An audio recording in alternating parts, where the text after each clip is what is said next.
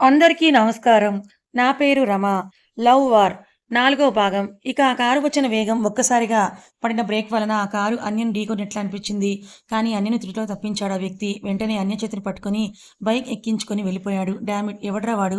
నా నుంచి ఈరోజు దానిని కాపాడాడు. కానీ రేపటి నుంచి ఎవరు కాపాడతారు? అని కోపంగా అంటూ ఉంటే, ఏంటి విక్కీ, నువ్వు అసలేం చేస్తున్నావో నీకైనా తెలుస్తోందా? మీ కంపెనీకి ఉద్యోగంకి వెళ్తున్నానని నువ్వు చెప్తే అన్య గురించి మర్చిపోయావని అనుకున్నాను. నీలో వచ్చిన ఈ మార్పు హ్యాపీగా నువ్వు ఇచ్చిన పార్టీకొచ్చాను. కానీ నువ్వేమో అన్నయ్యని చూడటమే కార్‌తో ఆమెను కార్‌తో గుద్దించేందుకు చూసావు. ఒక ఆడపిల్లను అలా ఎలా కార్‌తో గుద్దించేందుకు ప్రయత్నం చేయగలిగావు? మనిషి ప్రాణం తీయడం నీకు అంత ఈజీనా? నీకు కోపం వస్తే ఏమైనా చేస్తావా? అంటూ కోపంగా ప్రశ్నించాడు రాజేష్. నా గురించి నువ్వసలు ఏమనుకుంటున్నావు? నీ కంటికి నేను పిచ్చివాడిలాగా కనిపిస్తున్నానా? నేను కోట్లకు అధిపతిని. అలాంటి నన్ను ఆఫ్టర్ ఆల్ ఒక పేదింటి ఆడపిల్ల నన్ను నన్ను చెంప మీద కొడితే మర్చిపోయి తిరగడానికి నేనేమైనా నువ్వు కాదు. నీలాంటి బ్రతుకు కాదు నాది. నేను చాలా హ్యాపీగా బ్రతకాలని అనుకుంటున్నాను. అందుకే నాకున్న ఈ కష్టాలు, ఏడుపులు వినాలంటేనే అసహ్యం. అలాంటి నేను ఎంతో ఆనందంగా నా పుట్టినరోజు వేడుక చేసుకుంటూ ఉంటే, పిలవని పేరంటానికి వచ్చి నన్ను, వరుణ్‌ని కొట్టి హ్యాపీ మూమెంట్స్ మొత్తాన్ని ఏడుపుగొట్టుగా మార్చేసింది ఆ అన్య. ఇప్పుడు చెప్తున్నాను విను. నేను మా ఆఫీస్‌కి వెళ్ళేదే ఆ అన్య అంతు చూడటానికి. ఇక ఈ కారుతో గుద్దించడం నాకు ఇప్పుడేం కొత్త కాదు. నేను అమెరికా నుంచి వచ్చిన వెంటనే ఇలాగే తాగి ఇద్దరు అమ్మాయిల్ని గుద్దేశాను. అసలు వాళ్ళు బ్రతికారో చచ్చారో కూడా నాకు ఇప్పటికీ తెలియదు. తెలుసుకోవాల్సిన పని కూడా నాకు లేదు. మా అమ్మా, నాన్న నాకెప్పుడూ వెన్నంటి ఉన్నంత వరకు నాకు ఏ సమస్య రాదు. వాళ్ళు రానివ్వరు. అప్పుడు ఎలా బయటపడ్డానో, ఇప్పుడు కూడా అలానే బయటపడేలా చేస్తారు మా వాళ్ళు. అసలు ఇప్పుడు ఆ హెల్మెట్ పెట్టుకొని వచ్చిన వాడు ఎవడో కానీ అన్నిను కాపాడకపోతే నాలో ఉన్న ఆ పగలమంట ఈరోజే చల్లారిపోయేది అని అన్నాడు విక్కీ. విక్కీని చెప్పిందంతా కూడా విన్న రాజేష్ 2 చేతులతో చప్పట్లు కొడుతూ, చేసిన తప్పుని ఎంత గొప్పగా చెప్తున్నావురా నువ్వు. శభాష్! నువ్వు చెప్పింది విన్నాక నేను నీతో స్నేహం చేయడం అసలు ఎంత పనికిమాలిన పనో నాకిప్పుడిప్పుడే అర్థమవుతోంది. నువ్వు చేసేది తప్పో, ఒప్పో కూడా తెలియని స్థితిలో నువ్వు ఉన్నావు చూడు. అలా కాదు. నిన్నలా పెంచారు. ఒక ప్రాణం తీయటం ఎంత తేలిక అని నువ్వు అనుకుంటున్నావో, ఆ ప్రాణం విలువ నీకు తెలిసినప్పుడు తెలుస్తుంది. దానిని కాపాడటం ఎంత కష్టమో అని. అయినా నాలాంటి వాడు, నీలాంటి డబ్బున్న వారికి ఇది చెప్పేంత వాళ్ళం కాదనుకోండి. ఇక నేను మిమ్మల్ని కలవను. నీతో స్నేహం కూడా చేయను. అసలు నేను మీతో మాట్లాడను అని చెప్పి అక్కడి నుంచి నడుచుకుంటూ వెళ్ళిపోయారు రాజేష్. వెళ్ళరా వెళ్ళు. నువ్వెళ్తే నాకేమైనా నష్టమా? అంటూ తాగిన మైకంలో రాజేష్‌ని తిడుతూ ఉంటే, మామ వాడు వెళ్ళిపోయాడు కదా! పద ఇక మనం వెళ్దాం అని అన్నాడు వరుణ్. అవును. వాడు వెళ్ళిపోయాడు కదా! అని తాగిన మైకంలో మాట్లాడుతూ మరలా కారు తీసుకొని ఊగుతూ, తూలుతూ వెళ్లారు. అన్యని తీసుకొని వాళ్ళ హాస్టల్ దగ్గరలో బండిని ఆపి, "అన్య నీకు ఎంత ప్రమాదం తప్పిందో చూసావా? వాడు అసలు మనిషేనా? అలా ఎంత ఈజీగా మనుషులు ప్రాణం తీయడానికి వస్తున్నాడో చూసావా? నువ్వు ఇలాంటి వాడు ఉన్న చోట ఉండలేవు. అందులోనూ వాడు రేపటి నుంచి ఆఫీసుకి కూడా వస్తున్నాడు. అలా వచ్చేలా నువ్వే చేశావు. వాడు ఇక రోజూ నీకు నరకం చూపించేలాగే ఉన్నాడు. ఇప్పుడే చూసావుగా వాడు ఎంతలా తెగించాడో. అలాంటి వాడితో నీకు ఎందుకు వచ్చిన గొడవ చెప్పు" అని ఇవన్నీ వదిలేసి మీ ఊరు వెళ్ళిపోరాదు అంటున్నాడు. ఆ మాటలు విన్న అన్యకు ఎంతో కోపం వస్తుంది. వెంటనే గట్టిగా చరణ్ అని ఒక కరుపరిచింది. చరణ్ ఒక్కసారిగా మాట్లాడకుండా మౌనంగా నిలబడిపోయాడు. నా గురించి నీకు తెలుసు. నేను ఇక్కడికి ఎందుకు వచ్చానో కూడా నీకు తెలుసు. నేనంటూ వెళ్తే అది కేవలం ఆ విక్కీ ప్రాణాలు తీసుకునే వెళ్తాను అని కోపంతో చెప్పి అక్కడి నుంచి హాస్టల్‌కి వెళ్ళిపోయింది అన్య. ఈ అన్య నా మాటను అస్సలు వినడం లేదు. ఆ విక్కీ వలన అన్యకేమన్నా అయితే అన్య లేకుండా నేను ఉండలేను. అది తనకు తెలిసి కూడా నా ప్రేమ కన్నా తన పగకే ఎక్కువ ప్రాముఖ్యం ఇస్తుంది. ఈ పగ, ప్రతీకారం తనను ఎక్కడి వరకు తీసుకొని వెళ్తాయో ఏమో అర్థం కావడం లేదు అని అనుకోని నిరుత్సాహంగా వాళ్ళింటికి వెళ్ళిపోయాడు చరణ్. అన్య గురించిన ఆలోచనలు చరణ్‌కు నిద్ర రాకుండా చేస్తోంది. తన కోపం, పగతో మాట్లాడిన మాటలను అన్నీ కూడా గుర్తు చేసుకుంటూ, ఒకప్పటి అన్య ఎంత అల్లరిగా ఉండేదో అని తలుచుకుంటూ, ఆమెతో తన పరిచయం, వాళ్ళ ప్రేమను అంతా కూడా గుర్తు చేసుకుంటూ ఉన్నాడు చరణ్. చరణ్, అన్య ఒకే కాలేజీలో ఎంబీఏ చదువుతున్నారు. అన్య అల్లరి పిల్ల. అందరితో ఇట్టే కలిసిపోయి, కలివిడిగా ఉండే ఒక మామూలు పల్లెటూరి తెలివైన అమ్మాయి. తనంతట తానుగా సొంతంగా బిజినెస్ చేయాలని తన ఆశ. తనొకసారి మోహన్ రావు గారి ఇంటర్వ్యూని టీవీలో చూసి అతనికి వీరాభిమానయింది. అతనిలా తను కూడా మంచి బిజినెస్ వుమెన్‌గా పేరు తెచ్చుకోవాలని నిర్ణయం తీసుకుంది. అన్య, నువ్వు అభిమానించే మోహన్ రావు గారి బంధువుల అబ్బాయి ఒకతను ఇక్కడ మన కాలేజీలోనే చదువుతున్నాడంట. అతనెవరో నీకు తెలుసా అని అడిగింది. అనితో కలిసి చదువుకున్న రమ్య. అవునా? ఎవరే అతను? అంటూ అడిగింది. అదేనే మన చరణ్. ఏది ఆ ముందు బెంచ్‌లో కూర్చొని ఎప్పుడు చూడు పుస్తకాలతో కుస్తీ పట్టే అతనా? అవును అతనే. అయితే అతన్ని పరిచయం చేసుకొని ఎలాగైనా వాళ్ళ కంపెనీలోనే ఉద్యోగం సంపాదించుకుంటాను అని అంది అన్య. అలా ఆ పరిచయం మెల్లగా వారి మధ్యన ప్రేమకు చిగురించేలా చేసింది. అన్య అంటే చరణ్‌కు పిచ్చి ప్రేమ. ఆమె ఏమడిగినా కూడా చేసేస్తాడు. అన్యపై అంత చెప్పలేని ప్రేమ చరణ్‌ది. అన్య, చరణ్‌ల చదువు అవ్వడమే చరణ్‌కు మోహన్ రావు కంపెనీలోనే మంచి ఉద్యోగం వచ్చింది. కానీ అన్య వేరే చిన్న కంపెనీలో ఉద్యోగం చేస్తున్నా, తనకు మాత్రం మోహన్ రావు కంపెనీలో ఉద్యోగం చేస్తూ అతనిలాగా పెద్ద బిజినెస్ వుమన్ లాగా అవ్వాలని ఉండేది. అక్కడ ఆ పని చేయడం వలన బిజినెస్ మెళకువలను మోహన్ రావు గారి దగ్గర చాలా నేర్చుకోవచ్చని అనుకుంది. అనుకున్నట్టుగానే ఆ కంపెనీలో ఉద్యోగం చేసేందుకు ప్రయత్నాలు కూడా చేస్తూ ఉండేది అన్య. పేదరికపు పల్లెటూరి అమ్మాయి అవ్వడంతో తను బిజినెస్ చేయాలని ఉన్నా, చేసేంత డబ్బు తన దగ్గర లేదు. అందుకే ముందు ఎలాగైనా మోహన్ రావు గారి కంపెనీలో ఉద్యోగం చేయాలని అనుకుంది. కానీ అక్కడ తనకు ఉద్యోగం రాలేదు. దాంతో వేరే కంపెనీలో తను ఉద్యోగంలో చేరింది. ఇక అన్నీ మర్చిపోయి అక్కడే హాయిగా ఉద్యోగం చేసుకుంటూ ఉండేది. కానీ కొన్ని నెలల క్రితం నుంచి మోహన్ రావు కంపెనీలో ఉద్యోగంలో చేరాలని గట్టి పట్టుదలకొచ్చింది అన్య. ఇక చరణ్ చాలా తెలివైనవాడు. కంపెనీ వ్యవహారాలన్నీ మోహన్ రావుతో పాటు చరణ్ మాత్రమే చూసుకుంటూ ఉండేవాడు. ఎందుకంటే చరణ్ మోహన్ రావు తమ్ముడు కొడుకు. అంటే వాళ్ళు ధనవంతులు కాదు. వాళ్ళది మధ్యతరగతి కుటుంబం. చరణ్‌కు, విక్కీకి ఏ విషయంలోనూ పొంతన పోలిక ఉండదు. అయినా చరణ్ ఆ కంపెనీలో ఒక ఉద్యోగి మాత్రమే. చరణ్ వాళ్ళ బంధుత్వానికి రమాదేవి, విక్కీ వాళ్ళు ఎప్పుడూ కూడా విలువ ఇవ్వరు. ఎందుకంటే వాళ్ళు డబ్బు లేని వాళ్ళు కదా! అందుకే చరణ్‌ను వాళ్ళు కంపెనీలో ఉద్యోగిలాగానే చూస్తారు.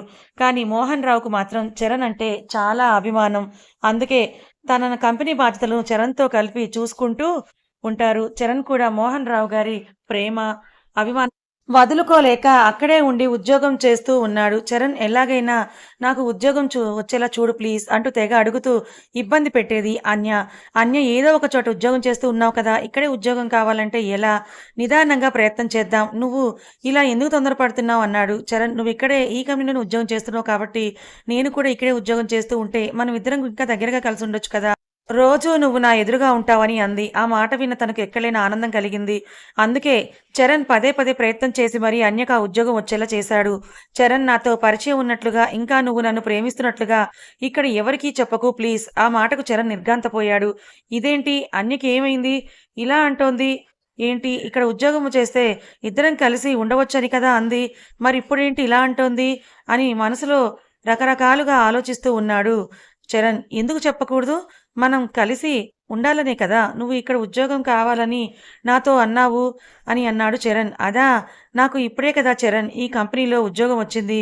మనం ప్రేమించుకున్నాం అనే విషయం ఇక్కడ అందరికీ తెలిస్తే కనుక నాకు నీ రికమెండేషన్ వల్ల నీ ఉద్యోగం వచ్చిందని మీ పెదనాన్నకు తెలిస్తే మనిద్దరికీ ఆయన ముందు విలువ ఉండదు కదా! అందుకే నువ్వు అన్నది నిజమే. సరే చెప్పనులే కానీ మనం ఎలా కలుసుకోవాలనేది కూడా నువ్వే చెప్పు. నేను నీకు మెసేజ్ చేస్తాను. ఎప్పుడూ ఫోన్ టచ్‌లో ఉందాం సరేనా? సరే మేడం. ఈ మధ్య తమకి బాగా తెలివితేటలు ఎక్కువైపోతున్నాయి అని అన్నాడు. నాదే చరణ్. అంతా ఈ కంపెనీ మహిమ. ఇంకా కంపెనీ బిజినెస్ అనే మాటలను ఇప్పుడు చెప్పకు. అసలే నాకు తల హీట్‌గా ఉంది. విని ఓపిక నాకు లేదు అని అక్కడి నుంచి వెళ్ళిపోయాడు చరణ్. అన్య, చరణ్ మధ్య ఉన్న ప్రేమబంధం అన్య కంపెనీలో చేరిన తర్వాత బలపడకుండా ఎందుకో గాని బలహీనమవుతూ వస్తోంది. అన్య చరణ్‌తో ప్రేమ పాఠాలను మర్చిపోయింది. ఇక తన ఆలోచనలు, టైం అన్నీ ఆ కంపెనీ పనికే కేటాయిస్తూ ఉంది. ముఖ్యంగా మోహన్ రావు గారి బిజినెస్ చుట్టూనే తన ఆలోచనలు, తను మనసు ఉంటోంది. కానీ చరణ్ ఆలోచనలు మాత్రం అన్య మీదనే ఉంటున్నాయి. అన్య కూడా తమ కంపెనీకే పనిచేస్తూ ఉందని, తనకు బాగా సపోర్ట్‌గా ఉన్నా తనలో ఎందుకో ఏదో ఆలోచనలు అన్య గురించి ఉద్యోగం వచ్చిన తర్వాత అన్య ఇదివరకలా లేదు అని, తనలో చాలా మార్పొచ్చిందని, అసలు తను మా ప్రేమ గురించి లేదా పెళ్లి గురించి ఏమీ మాట్లాడకుండా మౌనంగా ఉంటోందని, అసలు ఎందుకిలా ఉంటుందో తెలుసుకోవాలని అనుకున్నాడు అన్య. ఎప్పుడు చూసినా ఏదో ఆలోచనలో ఉన్నట్టుంటున్నావు. అసలేమైంది నీకు? నాకేమీ కాలేదు చరణ్. లేదు ఏదో తేడాగానే ఉంది నువ్వు. నీకిక్కడ ఉద్యోగం వస్తే మనం కలిసి సరదాగా ఉండొచ్చని అనుకున్నావు కదా! మరిప్పుడు ఇలా నాతో మాట్లాడకుండా నేనెవరో తెలియని దానిలా ఉంటున్నావెందుకు? ఆఫీస్‌లో అందరి ముందు నాతో పరిచయం లేనట్లుగానే ఉంటున్నావు. నేను మాట్లాడినా నువ్వు మాట్లాడడం లేదు. ఫోన్ మాట్లాడాలంటే ఎప్పుడు చూసినా బిజీనే. బయట కలిసే తీరిక గాని, టైం గాని నీకు దొరకటం లేదు. అసలు నీకు ఏమైంది? అని అడిగాడు చరణ్. చరణ్ నన్ను క్షమించు. నాకు నువ్వంటే చాలా ఇష్టం. కానీ నీ నుంచి నాకు ఇంకొక సహాయం కావాలని అమాయకపు మొహంతో అంది. ఏంటి అన్యమొహం అలా బాధగా ఉంది? ఏమై ఉంటుందని అనుకొని, ఏంటన్య నువ్వడిగితే నేనేదైనా చేస్తానని నీకు తెలుసు. కాదని ఎప్పుడైనా చెప్పానా? లేదు కదా! ఇప్పుడు మాత్రం నువ్వు అడిగితే చేయనని చెప్తానా? చెప్పను కదా అని అంటూ అన్యకు భరోసా ఇచ్చాడు చరణ్. థ్యాంక్స్ చరణ్. నాకు తెలుసు నువ్వు నా కోసం ఏమైనా చేస్తావని. కానీ ఇప్పుడు నేను అడిగేది చేస్తావో లేదో అని చిన్న అనుమానం అంతే అని అంది అన్య. నువ్వు నన్ను అడగకముందే నీకు మాటిస్తున్నాను. తప్పకుండా నీకు నేను సహాయం చేస్తాను అని అంటూ అన్యకు చరణ్ మాటిచ్చాడు. చరణ్, మన కంపెనీకి సంబంధించిన వివరాలు, ఇంకా మనకు వచ్చే ప్రాజెక్టుల గురించి నాకు చెప్తావా? ఏంటన్య తమాషాగా ఉందా నీకు? అసలు నువ్వేం మాట్లాడుతున్నావో తెలుస్తోందా? అయినా ఉద్యోగంలో చేరావో లేదో కంపెనీ డీటెయిల్స్ అని నీకెందుకు? అయినా నేను నిన్ను ఏం అడిగితే నువ్వు ఏం చెప్తున్నావు? మన ప్రేమ గురించి నేను మాట్లాడుతుంటే నువ్వు మరలా ఇప్పుడు కూడా కంపెనీ గురించే అడుగుతున్నావు అని కోపంతో అన్నాడు చరణ్. అదిగో చెప్పానా నువ్వు చేయలేవని? అది కాదన్య, మా పెదనాన్న నా మీద నమ్మకంతో ఉన్నాడు. నేను తనని మోసం చేయలేను కదా. నేను ఏమీ మిమ్మల్ని మోసం చేయాలని అడగటం లేదు చరణ్. నా పరంగా నేను కూడా బిజినెస్ గురించి నా తెలివితేటలు ఎంతవరకు ఉన్నాయో తెలుసుకుందామని అంతే అని అంది అన్య. సరే అయితే నేను నిన్ను నమ్ముతున్నాను. కానీ నేను నీకు ఇలా చెప్తే విషయం గురించి ఎవరికి ఎట్టి పరిస్థితుల్లోనూ ఎవరికీ చెప్పొద్దు, సరేనా? థ్యాంక్స్ చరణ్. నేను ఎవరికీ చెప్పను. అయినా నీ గురించి నాకు తెలుసు. నేను ఏది అడిగినా నువ్వు కాదని అనవు అని ఎంతో ఆనందంగా వెళ్ళి చరణ్ను గట్టిగా హత్తుకొని ముద్దు పెట్టింది. చరణ్ చేస్తానని చెప్పిన పని అన్యకెంతో ముఖ్యమైనది. తన లక్ష్యానికి అదే సరైన మార్గంలో వెళ్లేందుకు చరణ్ తనకు తోడుగా ఉంటానని అనడం తనకు ఎనలేని ఆనందాన్ని ఇచ్చింది. ఆ సంతోషాన్ని చరణ్కు ఇలా వ్యక్తపరిచింది అన్య. తనను హత్తుకొని ముద్దు పెట్టడంతో అన్య నన్ను చాలా ఇష్టపడుతోంది, నేనే అనవసరంగా తనను అపార్థం చేసుకున్నానని అనుకుంటూ బాధపడతాడు చరణ్. అన్య అడిగిన విధంగానే అన్ని డీటెయిల్స్, ప్రాజెక్టుల సమాచారం తనకు చెప్తూ వస్తున్నాడు. అన్యపై ఎంతో నమ్మకం, ప్రేమ ఉన్న చరణ్ కళ్ళకు విక్కీ పుట్టినరోజు నాడు కనబడిన విషయం చూసి చాలా ఆశ్చర్యపోయాడు. ఆన్యలో తనకు ఎవరో తెలియని ఒక కొత్త మనిషి కనబడింది ఆ రోజు. కానీ దాని గురించి అక్కడ ఎవరి ముందు కూడా తను మాట్లాడలేదు. విక్కీ పుట్టినరోజు నాడు అక్కడ జరిగిన గొడవ వలన అందరూ కూడా డిస్టర్బ్డ్గా ఉన్నారు. అన్య అక్కడి నుంచి ఒంటరిగా నడుచుకుంటూ వెళ్ళిపోయింది. అలా వెళ్తూ ఉన్న అన్యను చూసిన చరణ్ అన్య వెనుకే వెళ్ళి అన్య అన్య అంటూ పిలిచాడు. చరణ్ను చూసి తను ఆగింది అన్య. చరణ్ అన్య దగ్గరికొచ్చి పరుగున ఏంటన్య అలా చేశావని అన్నాడు. నేనేం చేశాను అనంది. ఏమీ తెలియని దానిలా నటించకు. నేను ఎవరు గమనించలేదు కాబట్టి పార్టీలో నువ్వు చెప్పింది అందరూ నమ్మారు, కానీ ఇప్పుడు నువ్వు చెప్పింది నేను నమ్మను అని అన్నాడు కొంత కోపంతో. అంటే నీ ఉద్దేశం ఏంటి చరణ్ అని అనుమానంగా అడిగింది ఆన్య. నేను నిన్ను ఎంతగా ప్రేమించానంటే నాకంటే నా కుటుంబం కంటే నా కుటుంబంలోనికి వచ్చే నిన్నే ఎక్కువగా ఇష్టపడ్డాను. కానీ ఈరోజు నువ్వు చేసిన పనిని చూసిన తర్వాత నా మీద నాకే అసహ్యం వేస్తోంది అన్నాడు. చరణ్ అలా అనేసరికి చాలా బాధపడుతూ నువ్వేనా ఇలా అనేది?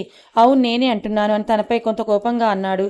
అసలు నేనేం చేశానో ముందు అది చెప్పు చరణ్, అనవసరంగా నోటి మాటను జారకు అని అంది. అయితే చెప్తాను విను.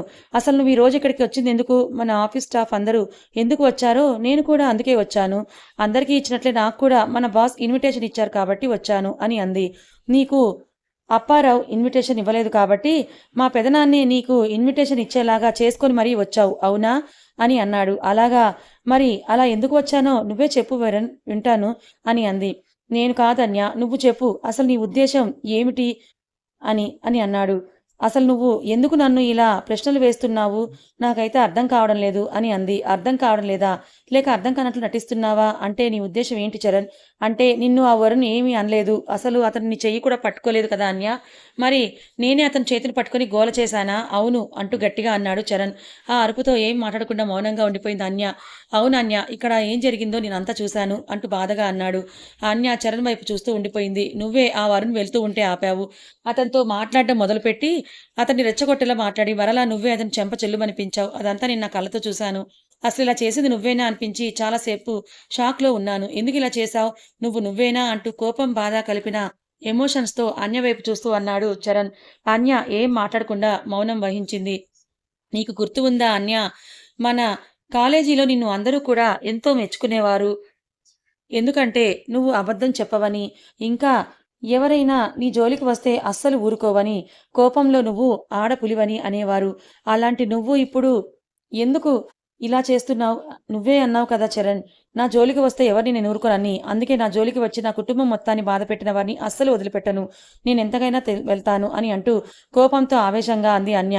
అంటే నీ జోలికి వచ్చింది ఎవరు? చెప్పన్య, నీ జోలికి వచ్చింది ఎవరు? ఆ వరుణేనా? కాదు, మరి ఎవరో చెప్పన్య. మీ అన్న విక్కీ. అతనా? అవును అతనే. ఇంకా అతన్ని కాపాడడం మీ పెదనాన్న, పెద్దమ్మ అని కోపంతో అంది. ఏంటన్య, నువ్వు అసలు ఏం మాట్లాడుతున్నావు అంటూ ఆశ్చర్యంగా అన్నాడు. అవును చరణ్, నేను ఆ కుటుంబం మీద పగతోని ఇదంతా చేస్తున్నాను. ఒకప్పుడు మోహన్ రావు గారంటే నాకు అభిమానం, కానీ ఇప్పుడు అతనంటే అసహ్యం. అతని భార్య కొడుకు అంటే కోపం, చంపేయాలన్నంత పగ ఇప్పుడు నాకున్నాయి అని అంటూ ఉన్న అన్యను చూస్తూ ఉంటే కోపంతో ఆమె కళ్ళు ఎరిపెక్కాయి. తన మాటలను అగ్నిబాణాలుగా చేసి సంధిస్తూ ఉంది అన్య. ఇప్పుడే గనక తనకి అవకాశం దొరికితే వాళ్ళ మీద పడి చంపుకొని తినే మృగం మాట్లాడుతూ ఉంది. అది చూసిన చరణ్‌కు మాత్రం ఒకటి అర్థమైంది. విక్కీ వలన అన్య కుటుంబానికి చాలా పెద్ద నష్టమే జరిగిందని. అన్య మాటల తూటాలకు అడ్డుపడకుండా తనను గమనిస్తూ ఆమె చెప్పేది వింటున్నాడు. చరణ్, నీకా రోజు గుర్తుందా? నువ్వు ఇక మన ఫ్రెండ్స్ అందరం కలిసి మా ఊరి పండగకు మా ఇంటికి వెళ్ళాము. గుర్తుంది అన్య. అయినా మంచి రోజులను గుర్తు నేనెందుకు మర్చిపోతాను? మీది మంచి కుటుంబం, పైగా ఉమ్మడి కుటుంబం. ఈ రోజుల్లో కూడా అంత ప్రేమగా ఉండే కుటుంబాలను చూడటం నిజంగా నా అదృష్టం అని అన్నాడు. మరలా ఆ రోజులను గుర్తు చేసుకుంటూ ఉన్నాడు చరణ్. కాలేజీలో చరణ్ వాళ్ళ ఫ్రెండ్స్ కూర్చొని మాట్లాడుకుంటున్నారు. ఇంతలో చాలా హుషారుగా అక్కడికి వచ్చింది అన్య. ఏంటన్య చాలా హుషారుగా ఉన్నావు అంది రమ్య. నేను మా ఇంటికి వెళ్తున్నాను రమ్య. మా ఊరి పండుగ జరుగుతోంది. నాకు ఆ పండుగ అంటే చాలా ఇష్టం. మా ఊళ్ళో అందరికీ ఇంటి కూతురు, అల్లుడు, ఇంకా బంధువులు అందరూ వస్తారు. ఊరంతా అలంకరిస్తారు. ఈ పండుగను ఊరంతా చాలా బాగా జరుపుకుంటారని ఎంతో ఆనందంగా చెప్పింది ఆన్య. అయితే నీతో పాటు మేము వస్తామే, మాకు ఈ పండుగని చూడాలని ఉంది అని అంది రమ్య. అవునా, మీ 5గురు వస్తారా అని అంటూ చరణ్ వైపు చూస్తూ అడిగింది ఆన్య. చరణ్ కూడా ఆన్య వైపు చూస్తూ, మీ ఇంటికి మమ్మల్ని తీసుకుని వెళ్ళడం నీకు ఇష్టం లేదా అన్నాడు చరణ్. నాకు ఇష్టమే అని చిరునవ్వుతో అంది ఆన్య. అయితే మనందరం కలిసే వెళ్దాం అని అన్నాడు చరణ్. కథ కొనసాగుతుంది. ఇంతకీ అసలు విక్కీ మీద ఆన్యకున్న పగ ఏంటి? ఎందుకు వాళ్ళ అమ్మ నాన్నల మీద కూడా తను పగ పెంచుకుంది? విక్కీ వాళ్ళ కుటుంబానికి చేసిన ద్రోహం ఏంటి? మరి చరణ్ ఆన్య మాటలు విని ఏం చేస్తాడు? నిజంగా విక్కీ మీద ఆన్య పగ తీర్చుకుంటుందా? తెలుసుకోవాలనుకుంటే మన ఛానల్ని ఫాలో అవ్వండి. ఈ కథ నచ్చితే లైక్ చేయండి, మరికొంతమందికి షేర్ చేయండి. ఇలాంటి మరిన్ని మంచి కథల కోసం ఛానల్ని సబ్స్క్రైబ్ చేసుకోండి. Thank you so much for watching.